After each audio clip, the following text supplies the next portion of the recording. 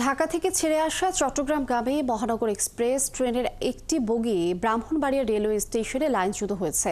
শনিবার রাত 12:15টার দিকে এ ঘটনা ঘটে। ব্রাহ্মণবাড়িয়া রেলওয়ে স্টেশনের সহকারী স্টেশন মাস্টার সাকির জাহান জানান, ঢাকা থেকে ছেড়ে আসা মহানগর এক্সপ্রেস ট্রেন রাত 11:40 দিকে ব্রাহ্মণবাড়িয়া রেলওয়ে স্টেশনে প্রবেশ করে। ট্রেনটি থামার আগ মুহূর্তে মাঝামাঝি থাকা বগি লাইন থেকে সরে যায়। এতে ট্রেন বেশ ঝাঁকুনি খায়। পরে বগির 4টি চাকা লাইনচ্যুত হয়ে যায়। দুর্ঘটনার সময় ট্রেনে থাকা যাত্রীদের মধ্যে তীব্র আতঙ্ক ছড়িয়ে পড়ে।